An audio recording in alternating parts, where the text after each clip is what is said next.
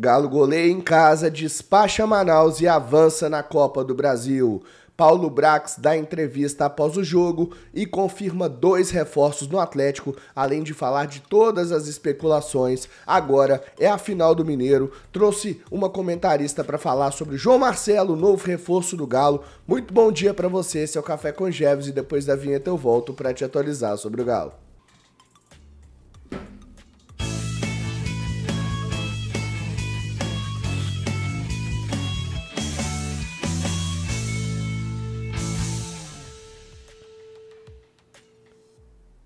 Fala galera, muito bom dia para você, começando mais um Café com Jeves aqui no canal Bica Galo. Muito obrigado pela audiência de todo mundo, turma que tá chegando aí, do meu amigo Breno Galante, lá do Bom Dia Galante. O homem não para, né? O cara tava lá fazendo pós-jogo, até não sei que horas lá no Mineirão, hoje já tá aí ao vivo cedinho de novo. Um abraço aí pro Breno, grande profissional, grande parceiro.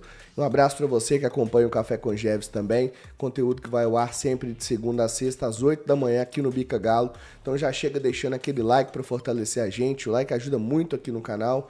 A gente tem conseguido uma média de pelo menos 1000 likes durante os nossos conteúdos aqui no canal. Tudo isso graças a vocês aqui, o conteúdo já é um sucesso, graças a Deus. Muita gente me encontra na rua, onde eu vou, fala assim, não, Jeff, todo dia eu tomo um café com você lá, assisto seus conteúdos, fico bem informado e tamo junto demais. Galera, vamos começar a falar o vídeo aqui sobre a bela vitória do Atlético contra a equipe do Manaus.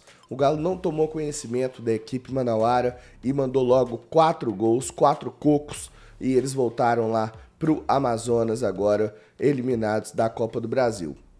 Apesar da fragilidade do adversário, apesar de ser um adversário que naturalmente viria para se defender, um adversário com pouco investimento, um adversário que teve uma classificação a duras penas na primeira fase contra a equipe do Independência do Acre nas penalidades, foi uma equipe que jogou leal, uma equipe que não fez, não foi agressiva, não foi violenta, não apelou o jogo, né? Veio para desfrutar e acabou saindo goleada, o que naturalmente ia acontecer mesmo, né? Principalmente porque esse time do Atlético tá bastante encaixadinho. Um time com várias alternativas táticas. Ontem a gente teve, por exemplo, o Rony, um jogador centralizado, né, no ataque. Eu trouxe essa probabilidade no café aqui. Falei primeiro do Davidson, depois eu falei, ó, de repente o Rony entra centralizado, abre o Alisson mais pela direita, o Coelho pela esquerda, mas os jogadores podem ficar se alternando. E foi uma bela partida do Atlético, uma partida aplicada taticamente. Na verdade, o Galo fez o jogo ficar fácil. Não é que foi o jogo fácil, o Galo fez o jogo ficar fácil. Um jogo de imposição, um jogo com muitas variações, por exemplo, pelo lado direito. O Natanael, que baita partida do Natanael, deu mais uma assistência aí e é um jogador que vai se consagrando aos poucos. Não vou usar o termo consagrando, não, né? Consagrando às vezes fica meio pesado, falando que eu tô, né? Mas assim, um jogador que vai aos poucos aí conquistando seu espaço no time e com a massa atleticana, que é muito importante. O Natanael é um jogador que fez várias associações pelo lado direito com o Alisson, que também fez uma boa partida, fez gol de centroavante, né, pegando um rebote ali, jogou muitas vezes como segundo atacante. O próprio Cuca falou isso, que pretende que o Alisson seja um jogador mais versátil, porque se ele vale bem financeiramente como um ponta aberto pela direita, ele pode valer mais ainda se ele souber jogar como segundo atacante, vindo de trás, por dentro, coisas que ele já fez nas categorias de base, né? Então o Alisson é um jogador muito promissor, o Cuca falou sobre isso, por exemplo, né? Pegando aqui algumas notas aqui do SofaScore, sempre do SofaScore com a gente aqui, do Flash Score, desculpa, pegando algumas notas do Flash Score, né? Inclusive esse conteúdo é um oferecimento da Flash Score, tá? As informações que a gente tem aqui são muito relevantes para a gente falar das escalações, né? Passar um pouco aqui dessas atuações, né, dos principais jogadores aqui. Vou passar para vocês aqui, ó. Deixa eu colocar aqui para vocês. É o seguinte, ó. O Galo teve o... Vou passar um por um aqui, tá? Os que tiverem mais destaque eu passo para vocês. Mas o Galo teve o Everson, que não teve culpa no gol, então não foi muito exigido, né? Acredito que não tenha sido ali uma atuação muito importante dele, mas não tomou um gol que não tinha jeito de pegar. O cara acertou um chute ali que ele nunca mais vai acertar na vida dele, né?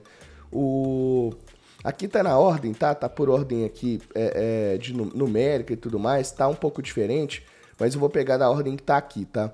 O Alan Franco fez um jogo seguro pelo meio, né? Um jogo ali do jeito que o Alan Franco faz, mas bem, né? Firme, mostrando ali bastante características tanto defensivas quanto ofensivas, saindo com bola, aparecendo como opção lá na frente também, gostei. O Alisson também fez um bom jogo, inclusive fazendo gol e dando assistência, importante pro Alisson. O Alisson precisava desse momento, precisava dessa situação de ter um certo protagonismo durante uma partida. O Coelho, para mim, melhor em campo, mais um gol, mais uma assistência, né? Já são em 7 jogos, 2 gols e 3 assistências com a camisa do Atlético. Baita contratação, jogador ambidestro, chuta com as duas, cai pelas duas pontas, é versátil, é veloz, tem boa finalização, é bom de grupo, uma baita contratação. Coelho, gostei demais da atuação dele. Gabriel Menino também mostrando a que veio. O menino também fez uma grande partida, principalmente com chegadas à frente. Ele é um segundo volante, mas ele em todo momento ele se apresenta, quase fez gol 2 vezes. O goleiro acabou salvando, o goleiro Gustavo do Manaus. Então foi uma boa partida. O Arana apareceu bem também. O Arana que não vinha fazendo grandes partidas, como eu comentei nos últimos vídeos aqui do Café. O Arana eu acho que ele jogou melhor, fez por dentro, fez ultrapassagem. Muito pela fragilidade do adversário também, mas fez bem o Arana. O Scarpa apareceu mais no segundo tempo, primeiro tempo foi mais ali um espectador. Alonso seguro na zaga, assim como o Lianco. E o Natanael, já comentei o destaque, mas vamos falar aqui. Pintou notificação no seu telefone, é gol do Rony, é o terceiro gol do Rony. Rony também uma baita atuação, jogador móvel, jogador raçudo, tava 4-0, ele dando carrinho, tentando recuperar a bola, perdeu um gol na cara, né? A cara do Rony fazer isso, perdeu um gol debaixo da trave, de cabeça, onde ele cabeceou tudo torto, esquisito, e aí depois ele faz o gol, tem um gol anulado também, é um gol de um impedimento extremamente duvidoso, na minha opinião não foi impedido, mas foi marcado impedimento, mas fez o golzinho dele, deu o seu mortal lá. Não gostei muito da atuação do Rony. Bernard não tem muito o que falar, entrou ali, já estava tudo resolvido. Caio Paulista quase fez um gol, entrou bem na ponta, inclusive chutando bola na trave. E o Deivinho, artilheiro que estava lá para conferir, como sempre confere, tá? Igor Gomes também não tem muito o que falar. E o Rubens também, sem muitos destaques aqui da minha parte, tá? E continuando falando um pouco desse jogo aqui, gente, a forma que o Atlético atuou nessa partida foi bastante interessante, porque o Atlético conseguiu testar algumas coisas, né? Conseguiu testar o Rony centralizado, conseguiu testar o Alisson aberto se associando com o Natanael, essa chegada forte do Gabriel Menino vindo de trás para finalizar, para gerar jogo pela frente, assim como também o Guilherme Arana pelo lado esquerdo. Então, assim, um jogo muito interessante do Galo, e o Galo agora passa para a próxima fase da Copa do Brasil, e vamos ver o que vai acontecer daqui pra frente, né? Agora é Campeonato Mineiro, sábado tem Galo e América, 4h30 da tarde no Mineirão. Jogo que o Bica Galo fará a estreia da sua jornada esportiva. Acredito que entre hoje e amanhã a gente vai anunciar de forma oficial como vai ser isso. Então fica de olho nas nossas redes sociais, tá? Sempre no oferecimento da Flash Score, melhor aplicativo. Tudo que eu tava mostrando para vocês aqui na tela tá lá no aplicativo da Flash Score. Todos os resultados, as datas, os calendários, as notícias de transferências mais atualizadas, e o download é gratuito através do link aqui do Bica Galo, tá logo na descrição. Leia o jogo como ninguém, vai de Flash Score, beleza? Bom, seguindo aqui sobre as notícias de ontem, além da parte do jogo, né, que sai classificado, é bom demais da conta, ainda tem a situação do Paulo Brax e do Cuca, né? Deram entrevistas ali muito interessantes. O Brax, ele vai se mostrando um cara muito firme, uma postura muito profissional e um tanto quanto transparente, né? Coisa que tem muito tempo que a gente não via no Atlético. O Rodrigo Caetano, ele tem várias características que me agradam. Era um baita diretor de futebol, mas era um cara que era muito vaselina, né? Você jogava pra ele a pergunta, ele dava uma disfarçada e tal, nunca falava de nada. O Brax não. Sabendo que, obviamente, não vai atrapalhar todas as situações que estão acontecendo, é um cara que ele responde todas as perguntas de forma firme, objetiva, olha no olho, é curto e grosso. E é isso que tem que ser na posição de executivo de futebol de um clube como o Atlético. Então ele esclareceu várias situações. A gente trouxe uma informação ontem para vocês aqui, lembrando que a apuração inicial do João Marcelo foi dos meus amigos lá do Fala Galo, tá? É bom a gente acreditar corretamente. Mas a gente apurou, ainda avançando nesse nome do João Marcelo, que tinham clubes da Série A, da Série B e de fora do Brasil tentando o jogador. Aí depois o pessoal da UOL trouxe que era o Corinthians, né, que tentou atravessar forte a negociação. O Brax falou, não disse que era o Corinthians, mas falou que tentou fazer uma proposta decorosa ao jogador que já estava encaminhado com o Atlético, e foi o que a gente trouxe ontem de manhã no Café com Jeves. E o João Marcelo, então, o jogador já estava até no Mineirão ontem, tá? O jogador já foi à cidade do Galo, já está em Belo Horizonte com seus empresários, e hoje ele deve assinar contrato com o Galo por 5 temporadas, jogador de 19 anos. Inclusive eu trouxe aqui a Amanda Viana, que é comentarista do Nosso Futebol e do Paulistão Mais, para falar sobre o João Marcelo. Ela comentou alguns jogos do jogador e vai trazer aqui a sua percepção sobre o João Marcelo. Perceba que ela vai falar que é um jogador que ainda está em negociação, porque ela gravou o vídeo durante o dia de ontem para mim, não tinha batido o martelo, mas agora sim, o João Marcelo é o novo reforço do Galo, e eu vou trazer a Amanda para falar aí. Fala aí, Amanda. Fala, galera, eu sou a Amanda Viana, comentarista do canal Nosso Futebol e também do Paulistão Mais. Tô chegando aqui para falar um pouco sobre João Marcelo, atacante do Guarani, que está sendo especulado no Galo. Eu comentei alguns jogos do João Marcelo no Paulistão, para mim é um dos candidatos à revelação do campeonato. Então, bora ver um pouco do contexto do Guarani e também como o João Marcelo se encaixou na equipe do Maurício Souza. Ele iniciou a temporada de 2025 pela base, disputando a Copinha. Participou de 5 partidas, marcou 5 gols, foi um dos principais destaques do time na competição e dessa forma passou a ser aproveitado no profissional. O treinador Maurício Souza não o colocou como titular de cara no Paulistão, mas a partir do momento que o João Marcelo entrou no time no campeonato, ele não saiu mais. Já se tornou um titular e começou a se destacar. Realmente foi uma figura que impactou ofensivamente a equipe do Guarani. Como que ele joga? Ele é um centroavante, mas um centroavante de movimentação. Não é aquele cara que vai ficar paradão dentro da área, só esperando o pivô ou para finalizar de cabeça. Não, ele é um jogador que busca se movimentar, atacar espaço, ou seja, atacar ali as costas da zaga, a profundidade. Ele tem uma boa noção, né, o timing para receber esses lançamentos em profundidade. Mas pelo Guarani, o esquema que o Guarani utilizou no Paulistão foi predominantemente o 4-3-3. Então a gente viu o João Marcelo centralizado no ataque. Mas em algumas partidas, o Guarani utilizou uma dupla. Então o João Marcelo também atuou em dupla no Paulistão. Dependendo do contexto, ele chegou a ser escalado aberto pelo lado, mas não aquele jogador, aquele ponta que faz corredor, não, aquele ponta que costuma sair do canto para dentro, do lado para dentro, para a ultrapassagem do lateral. Então ele se mostrou um jogador bem versátil, mas a sua função mesmo de origem é centroavante, ele é um camisa 9 de movimentação. Me chamou a atenção a sua qualidade técnica, né? Não é um jogador que dá pra falar assim, ele tem um extremo refino técnico, não. Mas ele é promissor nesse sentido, pode ser lapidado, tem um bom domínio e controle de bola.